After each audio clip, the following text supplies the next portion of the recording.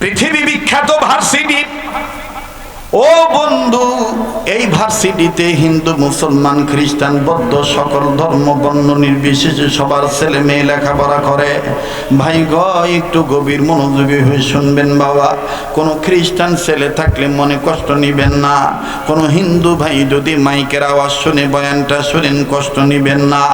আল্লাহর ভয় যদি কোনো না কোনোভাবে অন্তরে থাকে, মাঝে মধ্যে ভুল হয়ে যাইতে পারে, কিন্তু আল্লাহকে ভয় করার দরুন আল্লাহ রব্বুল আমিন একসময় আপনার কপালে জয়ের নাম লিখে দিবে। আল্লাহ আপনার কপালে, আপনার গলায় বিজয়ের মালা পরায় দিবে। কেমনে দেয় রে বন্ধু? একটু গভীর মনোযোগী হয়ে শোনা চাই বাবা। এদিক সেদিক নজর দিবেন না। কেউ উঠে গেলে উঠে যেতে দিবেন বন্ধু, কারো যাওয়া দেখে কেউ যাবেন না। জীবনে শেষ বয়ান মনে করে বয়ান করছি, তবে এটাও সত্য কথা, একজন ব্যক্তি সবার কাছে ভালো হইতে পারে না। আমার বন্ধুগণ সবাই যে আমার মহাব্বতের তাও না, আমিও যে সবাইকে ভালোবাসি তাও না বাবা। তবে রে বন্ধু, আমাদের আজকের ভালোবাসা, এই মহাব্বত একমাত্র আল্লাহ এবং আল্লাহ রাসূলের জন্য হবে। দ্বীনি প্রতিষ্ঠান, ধর্মীয় প্রতিষ্ঠান, মাদ্রাসার জন্য হবে, আলেমদের জন্য হবে। এই জন্য বাজান আমি কথাটা শর্ট করে সংক্ষেপে বুঝাই দিই। ওই ভার্সিটিতে হিন্দুদের ছেলে মেয়েও পড়ে, মুসলমানের ছেলে মেয়েও পড়ে, বাজান খ্রিস্টানের মেয়েও পড়ে। কিন্তু আশ্চর্যজনক ঘটনা, একজন খ্রিস্টান মেয়ে এতই সুন্দরী রে ভাইয়া, এই খ্রিস্টান মেয়েটা যখন ওই কলেজে ঢোকে, কলেজের স্টুডেন্ট, কলেজের টিচার, কলেজের সকল স্টাফ এই সুন্দরী মানুষটার, সুন্দরী নারীটার চেহারার সৌন্দর্য দেখে আমার বন্ধুগণ কিং কর্তব্য বিমূঢ় অবস্থায় পড়ে যায়। সবাই কেমন জানি অপলগ্নে তাকিয়ে থাকে। আরে বন্ধু আমার ভাইরা, এই মেয়েটা এত সুন্দর খ্রিস্টান মেয়ে, নাম হলো, তার মূল নাম হলো মিথিলা। বাপ আমার বন্ধুগণ, মেয়েটা সুন্দরী হওয়ার কারণে, দেখতে সুন্দর হওয়ার কারণে বাবা আদর করে সোহাগ করে মেয়েটাকে নাম ধরে ডাক দেয় বিউটি বলে, আর মা মেয়েটাকে নাম দেয় ডাক দিয়ে বলে সুইটি। আমার বন্ধুর এই মূল নাম হলো মিথিলা, আর সুন্দরী বেশি হওয়ার কারণে বাপ আদর করে বলে বিউটি, মা তারে আদর করে বলে সুইটি। এ বন্ধু, কেন আমি ওনাদের কথা বলবো? আমাদেরই কথা বলি বাবাজি। আমাদেরই যদি কোনো ছেলে মেয়ে দেখতে একটু নাদুস নদুস হয়, দেখবেন আসল নাম থুইয়া কত নাম ধরে বলি, আমার চান রে, আমার আসমান রে, আমার তারা রে, আমার কলিজা রে। কথা কয় না? দেখতে যদি একটু সুন্দর হয়, ওর নাম মনে করেন আলমাস, আলমাস কয় না, দেখবেন আদর করে উলি বাবা আমার কলিজা রে, টুটুরে। কেবল কথা কছ না রে, জোরে কথা কর না, আদর করে একেবারে। একবার দেখবেন এরকম ফিকা মারে, আবার নিচে নামা, আবার একটু মানে কি খাবে না গিলবে আল্লাহ জানে, ঠিক না? ওই খ্রিস্টান মেয়েটার বাবা মা, মেয়েটার চেহারা সুন্দর হওয়ার কারণে, দেখতে ভালো হওয়ার কারণে বাপ তারে আদর করে নাম ধরে ডাকে বিউটি বলে, আর মা তারে নাম ধরে ডাকে সুইটি বলে। মূল নাম হলো তার মিথিলা। পয়েন্ট মনে রাখবেন বাবা।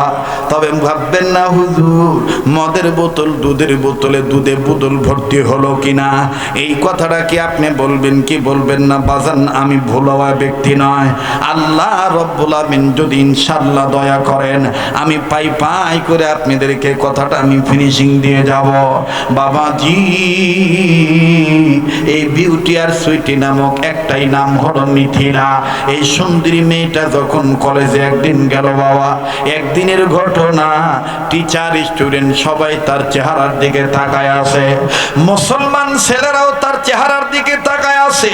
ও বন্ধু, সব ছাত্র তার দিকে তাকায় আছে, কিন্তু একটা মুসলিম ছেলে, কপালে তার নামাজের সেজদার দাগ, মুখে তার লম্বা দাড়ি। বাবাজি, চেহারাখানা বেশ নুরানি ভাব। এই আমার বন্ধুগণ, এই ছেলেটা পরহেজগার মানুষ, দিলে তার আল্লাহর ভয় আছে, এই মিথিলার দিকে তাকায় না। আশেপাশের বন্ধুরা ডাক দিয়ে বলতেছে, কিরে ভাই, তোর মনে কি কোনো প্রেম নাই? তুই কেন মিথিলার দিকে তাকাস না? দেখ, যখন এই মিথিলা কলেজে ঢোকে, ক্লাস করা বন্ধ হয়ে যায়, সবাই তার রূপের লাবণ্যতায়, তার কিরণে সবাই পাগল হয়ে যায়। তুই কি এমন মানুষ? তোর ভিতরে কোনো কি প্রেম ভালোবাসা নাই? একবার দেখ, তুই মিথিলার দিকে দেখ। আরে বন্ধু, বন্ধুদের পাল্লায় পড়ে এই মুসলিম যুবক আমার বন্ধুরে একবার দেখার জন্য তাকাইলো।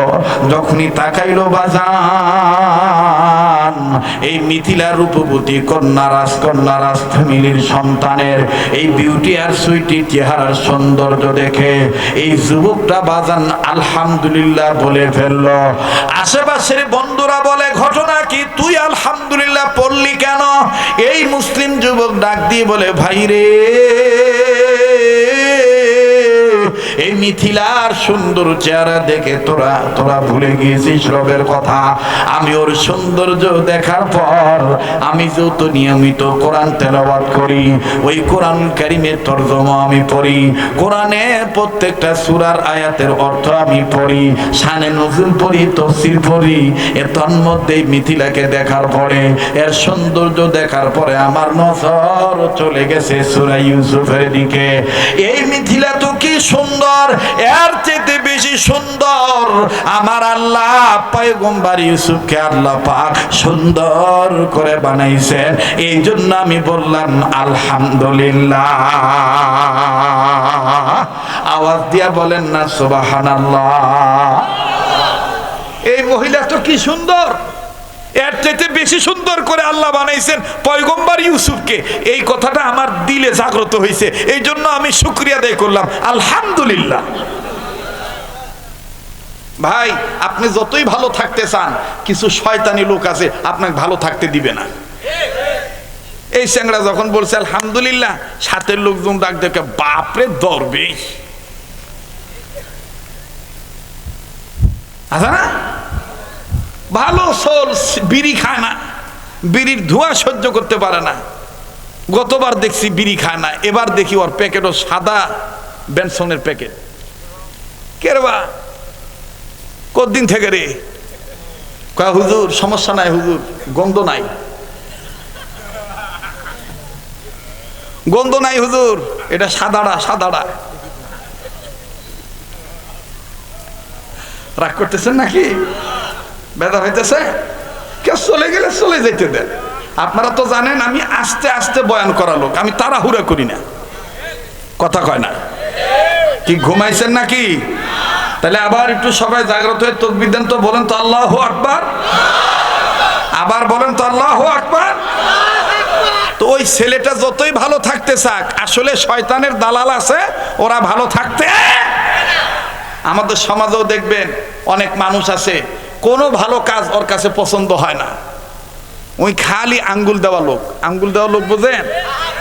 মসজিদত 1 টাকা দিবে না, মাদ্রাসাত 1 টাকা দিবে না, অজগুবি আশা করবে এ মাদ্রাসার এত আয় ব্যয় হিসাব কোনটি, না হিসাবের খাতা লিয়ে আসেন দিনই। কথা যেগুলা করবে না মনে করবেন এগুলা মির্জাফরের গোষ্ঠী, এই জন্য কথার জবাব দিতেছে না। জোরে কথা বলা। এই মাদ্রাসা এত বড় বিল্ডিং হচ্ছে, কোথা থেকে টাকা আসে দেখি দিনই? হ্যাঁ, অজগুবি এসে খাতা চায়, অজগুবি এসে এই দোষ সেই দোষ, এই দোষ সেই দোষ, মানে সেই দোষ, মাথা ঠিক নেই। আঙ্গুল দেওয়া লোক, আর এই আঙ্গুল দেওয়া লোকের কিছু আঙ্গুল দেওয়া দালাল আছে, ওরা আবার হুজুর টাইপের হয়। কথা কয় না? এই আঙ্গুল দেওয়া লোকের পিছনে আঙ্গুল দেওয়া কিছু হুজুর আছে দালাল টাইপের, আর এই আঙ্গুল দেওয়া দালাল হুজুরদের জন্য আজকে ইসলামে এই দুর্দশা। এখন আঙ্গুল দেওয়া হুজুরের প্রয়োজন নাই, জীবন দেওয়া হুজুর দরকার, রক্ত দেওয়া হুজুর দরকার। কথা বলেন ঠিক কিনা? রাগ করলেন নাকি? বেদার হইলে রক্ত দেওয়া হুজুরের দরকার। রক্ত কারা দিয়েছেন? রক্ত দিয়েছেন কাসেম নানুতুবি, রক্ত দিয়েছেন হোসেন আহমদ মাদানী, রক্ত দিয়েছেন আমার বন্ধুগণ, আমার ভাইরা ইমামে আজম আবু হানিফা রহমতুল্লাহি আলাইহি, রক্ত দিয়েছেন ইমাম আহমদ ইবনে হাম্বল রহমতুল্লাহি আলাইহি, রক্ত দিয়েছেন ইমাম বুখারী রহমতুল্লাহি আলাইহি, রক্ত দিয়েছেন ইমাম তিরমিজি রহমতুল্লাহি আলাইহি, রক্ত দিয়েছেন সাহাবায়ে কেরাম, রক্ত দিয়েছেন আউলিয়া কেরাম, রক্ত দিয়েছেন পয়গম্বর, রক্ত দিয়েছেন এই ভারত উপমহাদেশের অনেক বুজুর্গ উলামায়ে কেরাম। কাজেই আমরা আমাদের পূর্বপুরুষদের ঐতিহ্যকে ধরে রাখতে যাইয়া মাদ্রাসার পক্ষে থাকবো, মসজিদের পক্ষে থাকবো, দাওয়াত ও তাবলীগের পক্ষে থাকবো, হক্কানি ওলিদের পক্ষে থাকবো। কোন দাদা বাবু ল্যান সেন চ্যাটার্জি মুখার্জি গঙ্গোপাধ্যায় চট্টোপাধ্যায়ের তালে তাল পরে আঙ্গুল দেওয়া হুজুরের দালাল হয়ে কোন জায়গায় আমরা কলঙ্কিত হতে দেব না। কষ্ট হইল নাকি আপনাদের? বেদার হইলেন? মাশাআল্লাহ। চাচা দেখোছি বাবা, চাচা ডাইরেক্ট, চাচার রক্ত গরম। এতটুকুন হক কথা যদি না বলতে পারি তাহলে আর ওয়াজ করে লাভ কি? দেখেন তো কে কে জব দেয় না। এতটুকুন হক কথা যদি না বলতে পারি তাইলে আর ওয়াজ করে লাভ কি? ইমামতি করে লাভ কি? এখান থেকেই তো হক কথা বলবো, কারণ এটা জয়পুরহাটের মধ্যে উল্লেখযোগ্য একটা মাদ্রাসা, দাওরা হাদিস মাদ্রাসা, ইফতা পর্যন্ত মাদ্রাসা। তো এটা হকের মিশন, বাকি জানানোর জায়গা তো এখানেই। কথা বলেন ঠিক কিনা? কারা কারা হকের পক্ষে আছেন দু হাত তুলে আল্লাহকে দেখান তো দেখি। দেখেন তো কে কে হাত তুলে নাই? মাশাআল্লাহ। এবার মুট করে ধরেন আর ছাড়েন, ধরেন ছাড়েন, বেস্তের বাগান সাজানোর মতন আঙ্গুলগুলো ছড়ান। এবার একটু ঘুম ভাঙানোর জন্য, অ্যাটেনশন ঠিক করার জন্য ডাইন বাম নাড়া ছাড়া দেন। মুনাফিক খেদান, আঙ্গুল দেওয়া খেদান। হ্যাঁ, আল্লাহ আল্লাহ হন। উচ্চ আওয়াজ এবার তাকবীর দেন তো দেখি। নারায়ে তাকবীর, নারায়ে তাকবীর। কোরআন হাদিস যেখানে, আলেম উলামা যেখানে, আজকের মাহফিল চলবেই চলবে। আজকের মাহফিল কতক্ষণ চলবে? হে বাবু, এই সারা রাতের কথা কয়ে আমার আল্লাহ যতক্ষণ চালায়, ইনশা ইনশা কি হবে? আলেম হয়ে কি হবে? আলেম হয়ে ইমাম সেজে সমাজেতে পার যদি সত্য কথা উচ্চস্বরে না বলিতে। চাকরি ভয় করো যদি ছেড়ে দাও ইমামতি, চাকরি ভয় করো যদি ছেড়ে দাও ইমামতি। কি হবে ধোঁকা দিয়ে আল্লাহকে? কি হবে বেঁচে থেকে অযথা বিদ্যা শিখে যদি না করতে পারো শোষণবিহীন সমাজটাকে? নারায়ে তাকবীর, নারায়ে তাকবীর। কি হবে ছাত্র সেজে চুমু খেয়ে সনদ খানা যদি হ্যাঁ বিদ্যালয়টা খুনি লোকের আড্ডাখানা? কি হবে ছাত্র সেজে চুমু খেয়ে সনদ খানা যদি হ্যাঁ বিদ্যালয়টা খুনি লোকের আড্ডাখানা? এর থেকে মরাই ভালো দেশ ছেড়ে যাওয়াই ভালো, এর থেকে মরাই ভালো দেশ ছেড়ে যাওয়াই ভালো। কি হবে ধোঁকা দিয়ে বিবেকটাকে? কি হবে বেঁচে থেকে? কি হবে বেঁচে থেকে?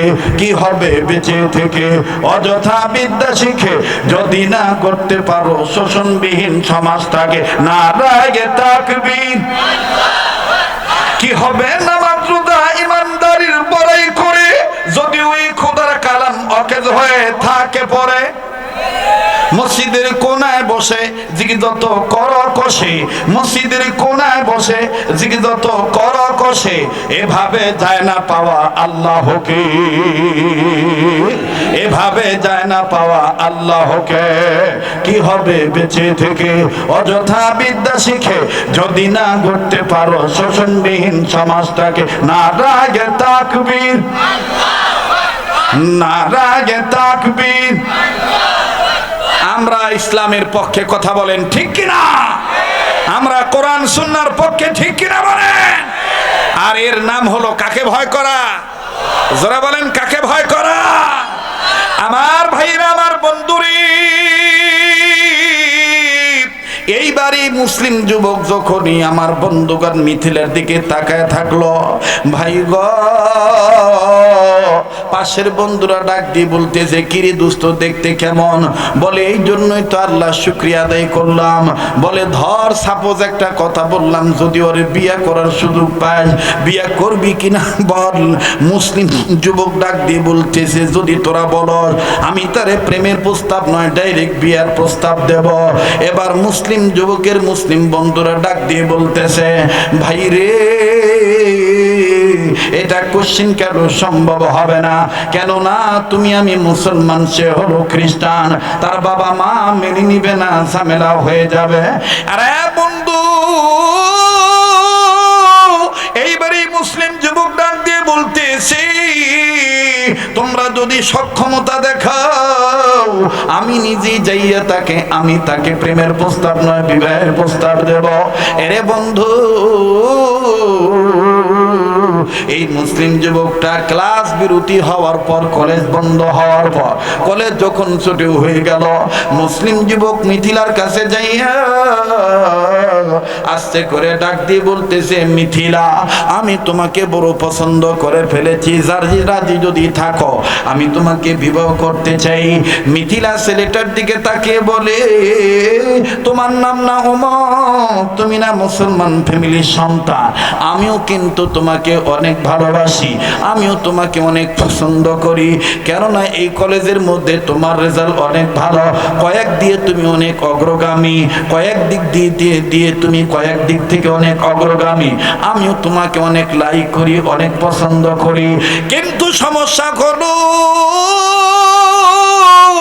আমার বাবা আর আমার মা, আমার বাপ মা মেনে নিবি কি নিবে না তা আমার জানা নাই।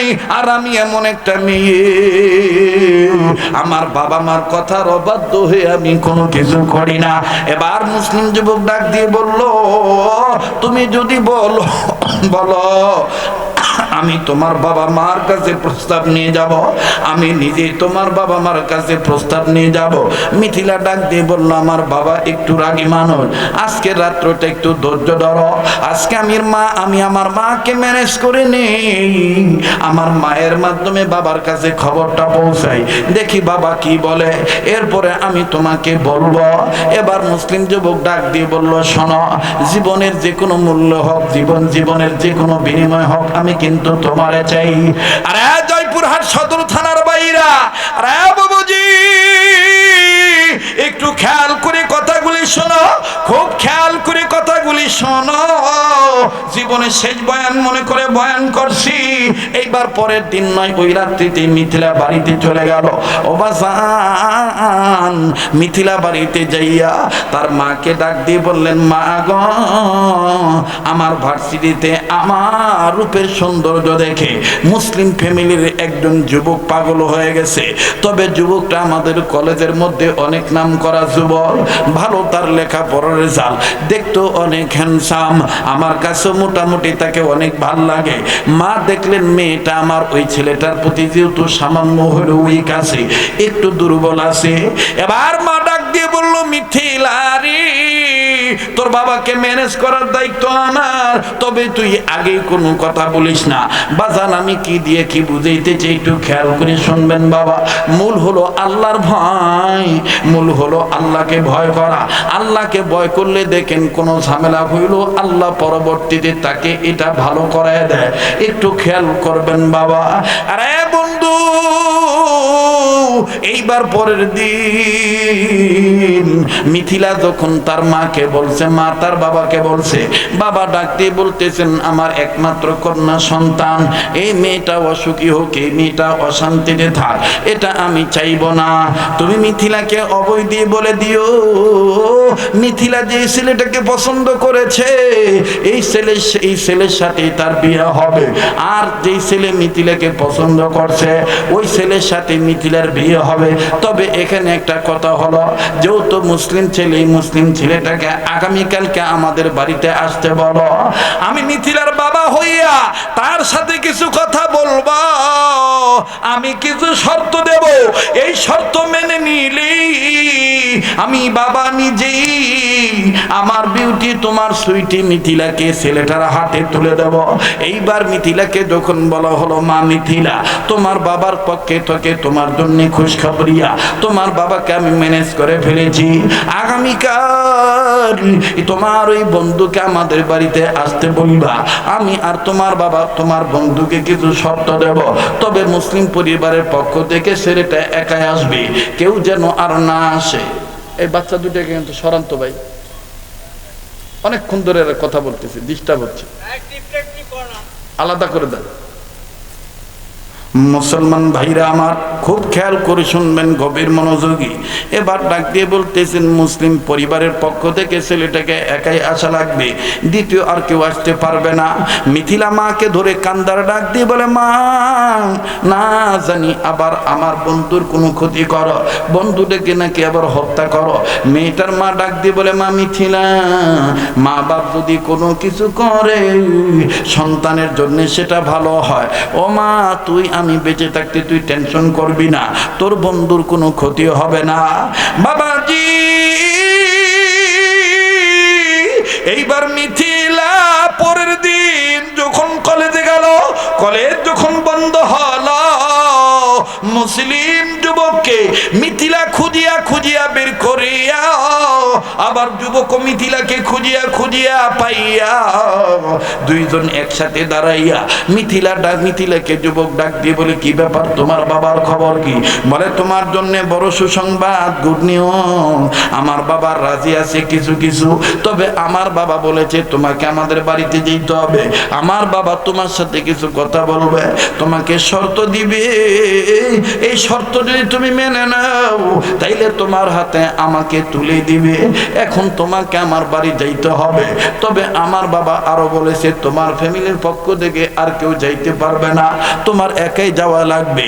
এবার এই মুসলিম যুবক ডাক দিয়ে বলে, তোমাকে পাওয়ার জন্য যা করা লাগে আমি তাই করব। এবার এই মুসলিম যুবক সৌন্দর্যের প্রলোভনে পড়িয়া, বন্ধুদের পাল্লায় পড়িয়া মিথিলার বাড়িতে গেলেন চলিয়া। মিথিলার বাড়িতে যাওয়ার পর আস্তে করে বাজানের বাইরে দিয়ে দরজা জানালা লাগানো হলো, মিথিলাকে আউট রুমে বসানো হলো। ওয়েটিং রুমে মিথিলাকে বসায় দিয়ে বলল, তার বাবা মা তুমি অপেক্ষা করো, আমরা তোমার এই বন্ধুর সাথে কথা বলবো।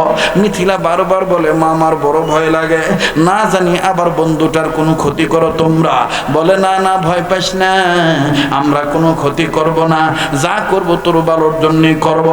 এবার বাবা মা মিলিয়া মায়ের পক্ষ থেকে, দুইজনের পক্ষ থেকে একজনই কথা বলতেছি। মিথিলার বাবা ডাক দিয়ে বলে, এই ছেলে, আমাদের মিথিলার ব্যাপারে তুমি কি আসলে অনেক দুর্বল?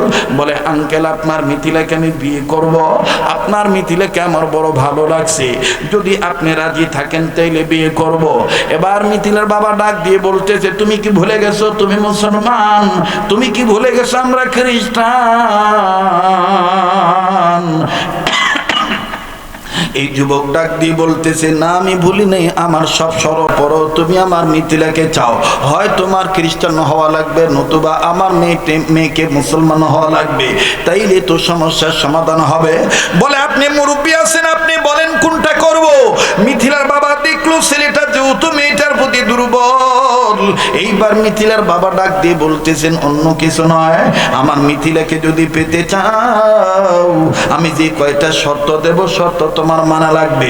বলে, কি কি শর্ত আপনি বলেন তো দেখি। ডাক দিয়ে বলতেছেন, এক নম্বর শর্ত হলো, তোমাকে খ্রিস্টান হওয়া লাগবে, তুমি আর মুসলমান থাকতে পারবা না। দ্বিতীয় নম্বর শর্ত হইল, তুমি যে খ্রিস্টান হয়েছ এটার একটা প্রমাণ স্বরূপ হলো, আমি তোমার সামনে বাইবেল এনে দেব, এই বাইবেল ধরে তোমার শপথ করা লাগবে তুমি মুহাম্মদকে ছেড়ে দিয়েছো, ইসলাম ধর্ম ছেড়ে দিয়েছো, এক আল্লাহর ইবাদত করা তুমি বাদ দিয়ে দিয়েছো, এটা তুমি বাইবেল ধরে তুমি এটা শর্ত, এটা তুমি প্রমাণ করবা।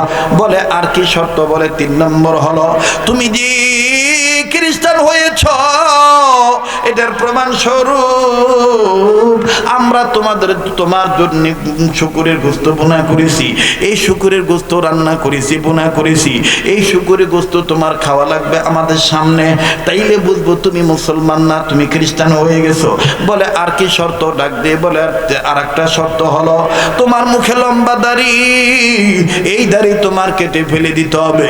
এবার বলে আর কি শর্ত? বলে আরো শর্ত হলো তুমি যে খ্রিস্টান হয়েছো আমরা তোমার সামনে শরাব এনে দেবো, মদ এনে দেবো, এই মদ তুমি তোমার গায়ে ঢালবা, মদ দিয়ে তুমি গোসল করবা, আমরা তোমাকে মদ দিয়ে গোসল করার পর সর্ব অঙ্গ আমরা নিজেরাই তোমাকে তলে দেব, আমরা মুছার জন্য তোমাকে বস্তু দিব, তুমি মুছে ফেলবা। এবার বলে আর কি শর্ত বলেন তো দেখি? বলে আর একটা শর্ত হলো মিথিলাকে দিয়ে দেব, মিথিলার সাথে বিয়ে হওয়ার পর, মিথিলার সাথে বিয়ে হওয়ার পর কয়েকদিন কিছুদিনের মধ্যে তুমি বিদেশ চলে যাইবা, এমন দেশে যাইবা, এমন রাজ্যে যাইবা তোমার পরিবারও যেন না পায়, আমার পরিবারও যেন না পায়, আমার বংশের কেউ যেন তোমাকে না পায়, আর তোমার বংশের কেউ যেন তোমাকে না পায়। আমরাই নতুন করে তোমাকে পাসপোর্ট ভিসা রেডি করে দেব, বিমানের টিকিট করে দেব। এবার ছেলেটা ডাক দিয়ে বললো আর কি শর্ত? বলে শেষ শর্ত হলো তোমার হাতে যে ব্যবহৃত মোবাইল আছে এই মোবাইলটা ভেঙে ফেলতে হবে, এবং এই মোবাইলের যে সিম কার্ড আছে এই সিম কার্ডটা তোমাকে নষ্ট করতে হবে। আমরা নতুন করে তোমাকে মোবাইল দেব, নতুন করে সিম কার্ড দেব, যাতে তোমাকে আমাদের পরিবারের লোক এবং তোমাদের পরিবারের লোক ফোন করে ডিস্টার্ব না করতে পারে। মুসলিম ছেলেটা বলল এটাই কি শর্ত? আর কি শর্ত আছে? বলে আর কোনো শর্ত নাই। বলে আঙ্কেল মিথিলাকে পাওয়ার জন্য আমি সব করতে রাজি, আনেন বাইবেল, আনেন বাইবেল ধরে আমি বলবো আমি মুসলমান নাই, আমি খ্রিস্টান হয়ে গেছি, আনেন শুকুরের গোস্ত, শুকুরের গোস্ত আমি খাবো, আনেন মদ, মদ দিয়ে আমি গোসল করব, আনেন আমাকে ব্যবস্থা দেন আমি শেভ করব, দাড়ি কেটে ফেলবো। এবার ডাক দিয়ে বলতেছে, বলার পর বদলরি এই মুসলিম যুবক দুনিয়ার সৌন্দর্যের প্রলোভনে পড়িয়া খ্রিস্টান হয়ে গেল। বাবাজি বিয়ে শাদী কমপ্লিট হয়ে গেল, একটু গভীর মনোযোগী হয়ে শুনবেন বাবা। আবার বলছি পিছনের দিকে ফিরে নিয়ে যাই, অন্তরে যদি থাকে আল্লাহর ভয়, মাঝখানে ভুল হইল বাজার কোনো না কোনো সিলায় আল্লাহ পাক আবার করে দেয় জয়। একটু খেয়াল করবেন বাবা, কোনো দিকে কোনো নজর নাই বন্ধু। বিয়ে শাদী হয়ে গেল, কিছুদিন পর বাবা যখন পাসপোর্ট ভিসা রেডি করে দিল, বিমানের টিকিটটাও রেডি করে দিল, এইবার মিথিলার হাতে টিকিট দিয়ে ডাক দিয়ে বলল তুমি তোমার স্বামীকে নিয়ে জলদি করে এই দেশ ত্যাগ করা লাগবে, এই দেশের বাইরে দেশান্তরী হওয়া লাগবে, যেখানে খ্রিস্টানদের রাজ্য এই দেশে যাওয়া লাগবে, যে জায়গায় খ্রিস্টান মিশনারি আছে এই জায়গায় তুমি তোমার হাজবেন্ডকে নিয়ে যাইবা। এতটা সময় তোমাদের ফ্লাইট, এতটা সময় তোমাদের বিমান ছাড়বে, এই নাও টিকিট, এই নাও ভিসা, এই নাও পাসপোর্ট। মিথিলা তার হাজবেন্ডকে যে ডাক দিয়ে বলল ওগো আমার হাজবেন্ড, ওগো আমার স্বামী, সব শর্ত মেনেছেন, এখন লাস্ট শর্ত এই যে দেখেন আব্বার টিকিট আর পাসপোর্ট এনে দিয়েছে, এখনই আমাকে আপনাকে গুছায় নিতে হবে, নির্ধারিত টাইমে প্লেন ছাড়বে, আপনার কি বাসায় যাওয়া লাগবে? আপনি যে মেসে ছিলেন, ব্যাচেলার রুমে ছিলেন, ওই মেসে কি যাওয়া লাগবে? প্রয়োজনীয় যদি কোনো বস্তু থাকে, জিনিস থাকে, যদি লাগে আপনি আনতে পারেন। এই ভাই খুব খেয়াল করেন বাজান, একটু এদিক সেদিক নজর দিবেন না, গভীর মনোযোগী হয়ে শোনা চাই। আমার বন্ধুগণ অত্যন্ত ইম্পর্টেন্ট কথা আমি বলতে চাই। এবার মুসলিম যুবক নব্য খ্রিস্টান হওয়া ছেলেটা ডাক দিয়ে বলল মিথিলা আমার বাড়িতে তেমন কিছু নাই, আমার বাড়িতে তেমন কিছু নেই, তবে যা আছে সব গুছানো আছে, ঠিক আছে আমার প্রয়োজনীয় কাগজপত্র এবং কাপড় চোপড় আমি নিয়ে আসি, আমি যাব আর আসবো, তুমি এদিক দিয়ে রেডি হও। এবার মুসলিম যুবক নব্য খ্রিস্টান হওয়া যুবকটা, আরে বন্ধু নিজ মহল্লায় যেই মসজিদে নামাজ আদায় করতেন, ইমাম সাহেবের সাথে গভীর একটা সম্পর্ক হয়ে গিয়েছিল, ওই ইমাম সাহেবের সাথেও কথা বললেন না, কারোর সাথে কোনো কথা না বলে হুট করে চোরের মতন বাজার নিজের ঘরের তালা খুলিয়া ঢুকলো। তালা খুলিয়া ঢোকার পর সব মাল সামানা গুছায় নিয়া যখনই বাজান বের হবে, এবার দেখতেছি ফাইনাল যে আমার কোনো কিছু ছাড়া পড়লো নাকি। বাজান কেবলার দিকে পর্দার আড়ালে তার রাখা কোরআন শরীফ তাকের উপরে রাখা। প্রতিদিন ফজর নামাজ পড়ার পর কোরআন তেলাওয়াত করতো পর্দা সরানোর উপর, কিন্তু বাজান খোলে না, পড়ে না, নাড়ে না, শুধুমাত্র দেখে। এই দেখাটাই দেখেন কেমনে হেদায়েত হয়ে যায়। আল্লাহু আকবার, আল্লাহু আকবার, আল্লাহু আকবার। এমনি ভাবে 1 বছর 1.5 বছর আরো অনেক সময় চলে গেল। দীর্ঘদিন যখন অতিবাহিত হয়ে গেল বাবা, একদিনের ঘটনা, এই খ্রিস্টান মেয়ে মিথিলা ওই মুসলিম নব্য খ্রিস্টান আমার ছেলেটা অফিসে থাকা অবস্থায়, তার স্বামী হাজবেন্ড অফিসে থাকা অবস্থায় ভর দুপুর বেলায় আমার বন্ধুগণ ঘর পরিষ্কার করবে, মাকড় সারচার পরিষ্কার করবে, ঘরের কোনা কাঞ্চি পরিষ্কার করবে। পরিষ্কার করতে যাইয়া আমার বন্ধুগণ মিথিলার নজরে যখন কোরআন শরীফ পড়লো, মিথিলা ডাক দিয়ে বলে, ঘটনা কি, কোরআন শরীফকে আনলো? অবশ্যই অবশ্যই, সে খ্রিস্টান হইলে কি হবে, সে কোরআন শরীফ গোপনে গোপনে এনেছে, কাউকে বলে নাই, এটা আমি রাখতে পারবো না, দেখি আমার মা বাপকে জানাই, আব্বা আম্মা কি বলে। এবার মিথিলার বাবা মার কাছে ফোন দিল। মিথিলার বাপ মা ডাক দিয়ে বলে, শিগগিরই যদি স্বামীকে সারা জীবন আপন বানায় রাখতে চাও, জলদি করে কোরআন শরীফটা ডাস্টবিনে ফালায় দিয়া, কোরআন শরীফটা নোংরা জায়গায় ফালায় দিবি, এটা ঘরে রাখবি না। মিথিলা বাবা মার কথা মোতাবেক কোরআন শরীফ ডাস্টবিনে ফেলে দিয়ে আসলো। আমার বন্ধুগণ মুসলিম যুবক এবার বাড়িতে আসলো। বাড়িতে আসিয়া বিকেলবেলা প্রতিদিনের ন্যায় যখন ওই জায়গায় কোরআন শরীফ দেখতে গেছে, যে দেখে জায়গা আছে, জায়গায় কোরআন নাই। মুসলিম যুবক, নব্য খ্রিস্টান যুবক, আমার বাইরে মনে হয় কলিজায় কামড় দিছে, কান্না কান্না ভাব নিয়ে বলে, কই গেল, কোথায় গেল? এদিক ওদিক যখন ঘোরাঘুরি করে, দেখা দেখি করে, খোঁজাখুঁজি করে, মিথিলা বুঝতে পারার পরও জিজ্ঞাসা করে বলে, কি খোঁজো, কি খোঁজো, আমায় বলো, আমায় বলো। মুসলিম যুবক নব্য খ্রিস্টান যুবকটা কান্দার ডাক দে বলে, মিথিলা রে, না বলে আর পারলাম না, আমি তো মুসলমান ছিলাম, তুমি জানো, তোমার প্রলোভনে পড়ে ঈমান ছাড়ছি, ধর্ম ছাড়ছি, মা বাপ সব ছাড়ছি, কিন্তু মিথিলা তুমি জানো না, প্রতিদিন মুসলমান থাকা অবস্থায় প্রতিদিন সকালবেলা ফজর নামাজ পড়ার পর আমি কোরআন শরীফ তেলাওয়াত করতাম। ওই কোরআন শরীফটা অনেক দিনের পুরানো কোরআন শরীফ, এই কোরআন শরীফটা না দেখলে আমার ভাল লাগে না। মিথিলা, কসম করে বলি, তোমাকে বিবাহ করার পর থেকে আমি আর কোরআন শরীফ ধরি নাই, পড়ি নাই, দেখি নাই, শুধুমাত্র একটু দেখেছি। ও মিথিলা, এটা কি বড় অন্যায় নাকি? আজকে এই কোরআন শরীফটা কোথায় গেল আমি বুঝতেছি না। মিথিলা ডাক দিয়ে বলতেছে, কেঁদে লাভ নাই, আমি ঘর পরিষ্কার করতে যে কোরআন শরীফ দেখছি, আব্বা আম্মাকে জানাইছি, আব্বা আম্মা বলেছে ফেলে দিতে, তাই আমি তোমারে না জানাইয়া আমি ডাস্টবিনে নোংরা জায়গায় ফেলে দিয়ে এসেছি। মুসলিম ছেলেটা নব্য খ্রিস্টান হওয়া যুবকটা কান্দারে ডাক দিয়ে বলে, মিথিলা, কোরআন শরীফ তুমি ডাস্টবিনে ফেলে দিয়ে এসেছ, কোন ডাস্টবিনে ফেলেছ আমায় একটু বলো না, আমি ওই জায়গায় যাব। মিথিলা ডাক দিয়ে বলে, কেঁদে লাভ নাই, অমুক নাম্বার ডাস্টবিনে ফেলেছি, আর খোঁজাখুঁজি করলো তুমি পাইবা না। এই মুসলিম যুবক নব্য খ্রিস্টান যুবকটা ঘরের মধ্যে না থাকিয়া একটা দৌড় মেরে ডাস্টবিনের অ্যাড্রেস মোতাবেক দৌড় মেরে চলে গেল, পাগলের মতন চলে গেছে।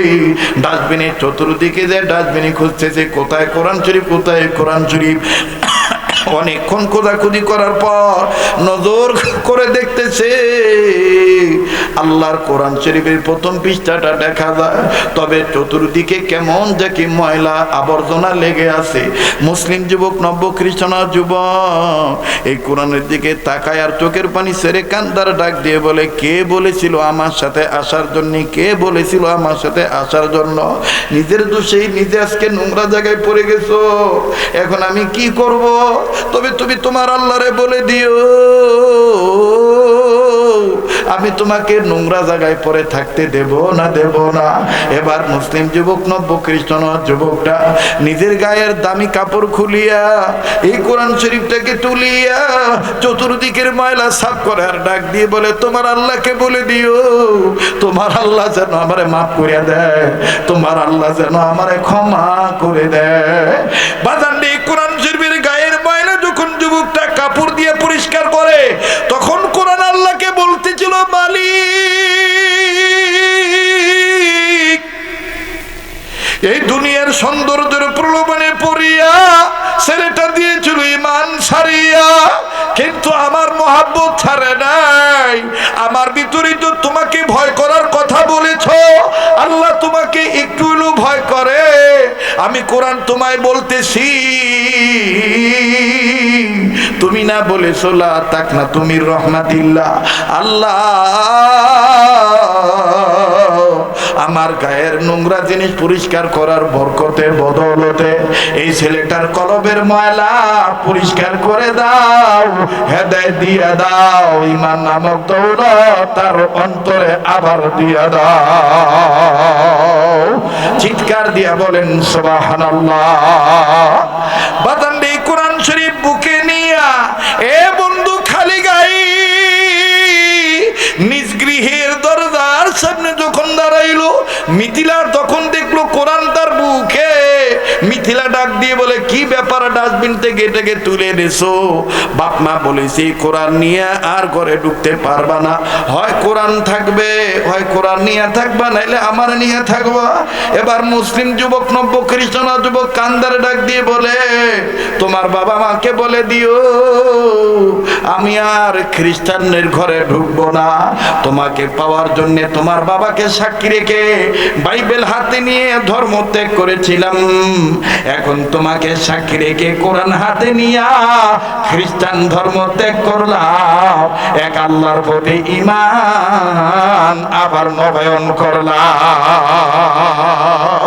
নারায়ে তাকবীর, নারায়ে তাকবীর। কষ্ট হইতেছে? কষ্ট হচ্ছে? মুসলমান বন্ধুরা রে আমার, এই মুসলিম যুবক যখন আবার মুসলমান হয়ে গেলেন, মিথিলা দরজা বন্ধ করে দিল। মুসলিম যুবক, লম্বা কথা সংক্ষেপ করে দিলাম, মুসলিম যুবক নিজ বাড়িতে নির্দেশে ফেরত আসলো। ফেরত আসিয়া যেই মসজিদে নিয়মিত নামাজ আদায় করত, এই একটু আমার দিক তাকান, খুব মনোযোগী হয়ে যান, কিছুক্ষণের মধ্যে আমি ফিনিশিং দিয়ে দেব। তবে বাজান ফিনিশিং দেওয়ার আগে আমার কথাটা ভালো করে আপনাদেরকে ভালো করে আপনাদের সামনে তুলে ধরতে হবে, তাইলে বিষয়টা আপনি মনে রাখতে পারবেন। এই মুসলিম যুবক আবার যখন ওই মসজিদে গেল, ইমাম সাহেব হুজুর তার মুখে দাঁড়িয়ে না দেখে বলতে যে তোমাকে চিনা চিনা মনে হয়। ছেলেটা ইমাম সাহেব হুজুরের হাত ধরে কান্দার ডাক দিয়ে বলে, হুজুর আমি তওবা করেছি, আবার আমারে তওবা করান, আল্লাহর ভয় যেন আমার অন্তরে পুরাপুরি অর্জন হয়। হুজুর আমার জীবনে এরকম ভুল হয়ে গেছে, আমি দুনিয়ার সৌন্দর্যের প্রলোভনে পড়িয়া আমি ঈমান দিছিলাম সারিয়া, এই কোরআনের বরকতে আল্লাহ আমায় আবার দয়া করছে। এবার হুজুর দয়া করে কপালে চুমা দিয়া বলে, কোরআনের বরকতে আল্লাহ পাক তোমাকে কবুল করেছে। এই মুসলিম যুবক দীর্ঘ 3 মাস পর মারা গেল। তৎকালীন সময়ের বুজুর্গ আল্লাহর ওলি স্বপ্নের মধ্যে দেখতে পায় এই যুবকের কবরটা আল্লাহ পাক জান্নাত বানিয়ে দিয়েছে। বাজান সেই কথাই আল্লাহ বলেছেন, ইয়া আইয়ুহাল্লাযীনা আমানুত্তাকুল্লাহ হাক্কা তুকাতিহি ওয়া লা তামুতুন্না ইল্লা ওয়া আনতুম মুসলিমুন। মায়ের পেট নামক আমার বন্ধুরে ঘরের মধ্যে ছিলাম, আবার কবর নামক ঘোড়ার মধ্যে যাব। তবে কবর নামক ঘোড়ার মধ্যে যাওয়ার আগে আল্লাহকে ভয় করার মতন ভয় করব। সত্যিকারের মুসলমান না হয়ে মৃত্যুবরণ করব না। কথা বলেন ঠিক না বেঠিক?